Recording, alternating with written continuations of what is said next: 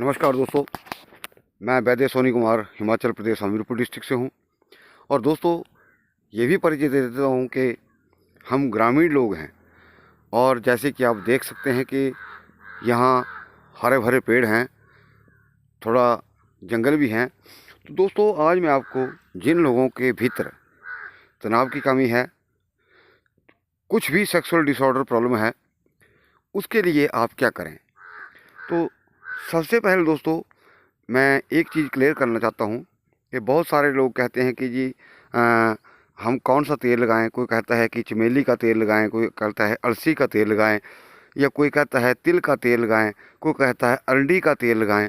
तो दोस्तों, बहुत सारी जैसे ऐसी चीज़ें हैं, उनका कॉम्बिनेशन होता है।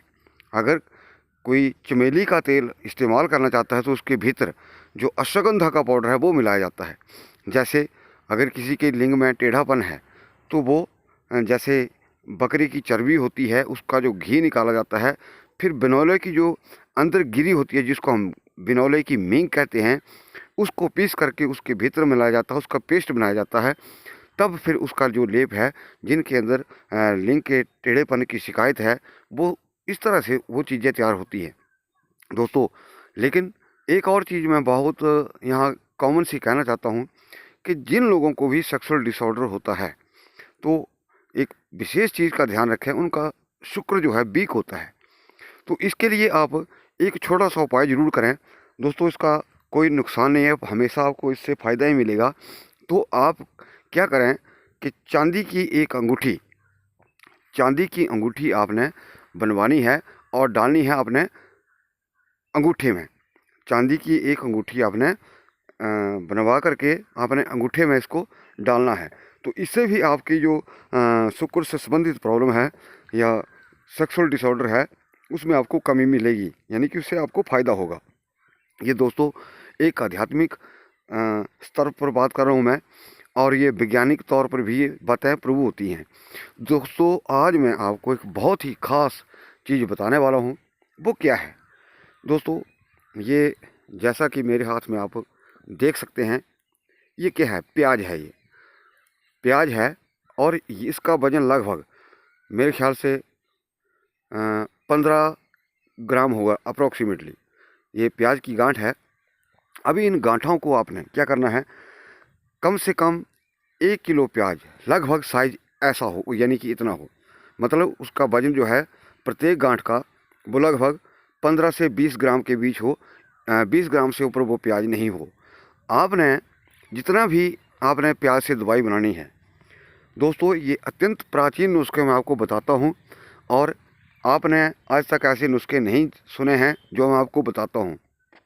तो दोस्तों, करना क्या है, आपने 1 किलो 2 किलो जितना भी आप बनाना चाहते हैं, आपने किसी पात्र में या मिट्टी की हांडी में आपने प्याज भर लेना है, और ऊपर से उसको बिल्कुल जो एयर टाइट है, यानी कि ऊपर से ढक्कन लगा करके ऊपर से उसको आप मिट्टी लगा दें और सुखा लें। सूखने के बाद दोस्तों, फिर इस हांडी को या किसी पात्र को, सिल्वर का नहीं होना चाहिए, बाकी पीतल का भी चलेगा, मिट्टी का चलेगा, लेकिन सिल्वर का नहीं होना चाहिए।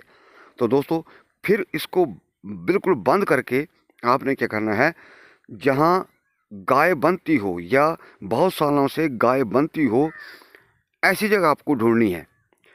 तो या फिर गौशाला हो, जहाँ जो मिट्टी है वो कच्ची हो। बहुत सारी ऐसी जगह होती है जहाँ गौशाला के भीतर कच्ची जगह होती है, कई बार बाहर धूप में गाय को बांधते हैं, तो ऐसी जगह आप ढूंढ लें। फिर आपने इसके भीतर कम से कम 2 फीट का गड्ढा खोदना है। 2 फीट का गड्ढा खोद करके आपने इस हांडी को उसके भीतर दबा देना है, और ऊपर से जो गाय है वो बन जाएगी, मतलब गाय उसके बाद भी वहाँ बनती रहे। दोस्तों, ये ऐसा प्रक्रिया है कि आपको किसी ने नहीं बताई होगी। दोस्तों, एक और चीज़ होती है, वो क्या होता है, एक जो दवाई है वो बकरी, जहाँ बकरियाँ बनती हैं वहाँ भी ऐसी प्रक्रिया होती है, लेकिन वो सफ़ेद दागों के लिए जो औषधि है वो बनती है। लेकिन ये जो प्रक्रिया है ये सेक्सुअल डिसऑर्डर के लिए है। फिर आपने उस हांडी को वहाँ पर आपने 4 महीने आपने डेट, तिथि, महीना पूरा गिन के रखना है। आपने 4 महीने तक उस हांडी को वहीं पे रखे रखना है और ठीक 4 महीने के बाद आपने उस हांडी को निकाल लेना है। निकालने के बाद आप क्या करें कि वहाँ उस हांडी को निकाल करके फिर उस एक प्याज की गांठ को आपने उस प्याज की एक गांठ को डेली खाना है। और दोस्तों, मैं ये अत्यंत प्राचीन और गोपनीय नुस्खा है जो मैं आपको आज बता रहा हूँ। और डेली इसको खाने से जो भी सेक्सुअल डिसऑर्डर आदमी के भीतर होते हैं संपूर्ण रूप से ठीक होते हैं। दोस्तों, जैसा कि हम भी दवाई बनाते हैं और लोगों को देते हैं, लेकिन ये आप इसको खुद बना सकते हैं।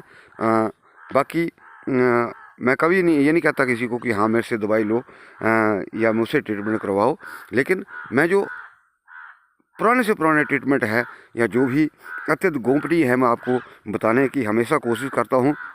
दोस्तों, जैसे कि अभी मैं एक दो चीज़ें आपको बताने वाला हूँ। जैसे कि मैं अभी चल रहा हूँ तो दोस्तों, आपने बहुत बार ऐसा भी देखा होगा कि आपने गुलर का नाम सुना होगा या जामुन का नाम सुना होगा।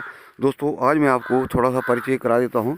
ये जो है इसको हम कहते हैं काठगुलर, और इसका पत्ता जो होता है खुरदरा होता है और इसके भीतर भी फल लगते हैं। ये आप देख सकते हैं अगर आपको दिख रहे हो। और एक होता है कठ जामुन। तो इसके ऊपर जो है ये जामुन का पेड़ है दोस्तों, ये कठ जामुन कहते हैं इसको। लेकिन इसके ऊपर जो है फल जो होते हैं दोस्तों, फल नहीं आते हैं, होते हैं लेकिन बहुत छोटे छोटे होते हैं और वो हरे रंग जैसे ही लगते हैं तो वो सूख जाते हैं। तो दोस्तों, ये जड़ी बूटियाँ जो है, बहुत सारी जड़ी बूटियाँ ऐसी होती हैं जो हमारे हिमाचल प्रदेश या उत्तराखंड में पाई जाती हैं। तो दोस्तों, मेरा कहने का भाव ये है कि जहाँ मान लिया किसी चीज़ की मान लिया आपको काठगुल्लर की ज़रूरत पड़ती है तो वहाँ काठगुल्लर ही चाहिए। जहाँ आपको काठ जामुन की ज़रूरत पड़ेगी आपको वहाँ काठ जामुन का ही प्रयोग करना होता है।